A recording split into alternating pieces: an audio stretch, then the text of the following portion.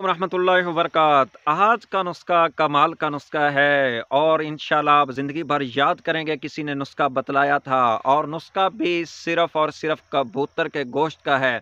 आइए मैं आज आपको बतलाऊं कि आप अपने घर के अंदर कबूतरों की परवरिश करें और अपने घर के अंदर कबूतरों को पालें और इनके बच्चे निकलवाएं, इजाफा करवाएं। कम से कम आपके पास 10 जोड़े कबूतरों के हों तो आप पूरी ज़िंदगी एंजॉय कर सकते हैं, अपनी मर्दाना क़ुव्वत को बहाल कर सकते हैं। और जो 100 साल के बाबे हैं उनको ये कबूतर का गोश्त खिलाएं इस तरीके से। और जो कहते हैं हम 3 शादियाँ करना चाहते हैं, 4 शादियाँ करना चाहते हैं और हमारी क़ुव्वत नौजवान लड़के जैसी हो, और ये ज़्यादा उम्र के जवानों के लोगों के लिए ये नुस्खा है। और इसको जवान तो खाएगा तो बर्दाश्त ही नहीं करेगा, इतना पावरफुल ये नुस्खा है।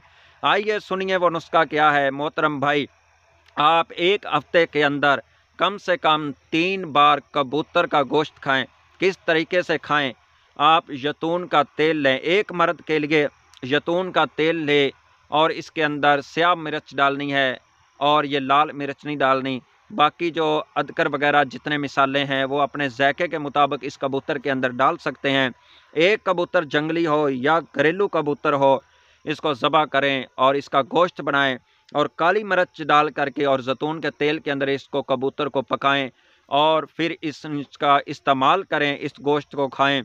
और बेहतर ये है अगर आप इसको शोरबे वाला बनाएंगे और इसका अच्छी तरह शोरबे की यखनी बनाएंगे कि इसकी हड्डियाँ भी नरम हो जाएं, और फिर ये आप शोरबा पिएंगे हफ्ते के अंदर कम से कम 3 बार, और आपकी मर्दाना क़ुव्वत जो खोई हुई है, जो कहते हैं हम शादी नहीं करवाएंगे, हमारी मर्दाना टाइमिंग बहुत कम हो चुकी है, आला तनासिल बिल्कुल कमज़ोर है और हमारा जो इंतशार है वो आता नहीं है, सख्ती है वो आती नहीं है, और इसको चंद माह के लिए आप इस्तेमाल करेंगे, फिर इसका रिज़ल्ट देखना किस कदर आता है। और आप हमें दुआओं में भी ज़रूर याद करोगे। अस्सलामु अलैकुम रहमतुल्लाह।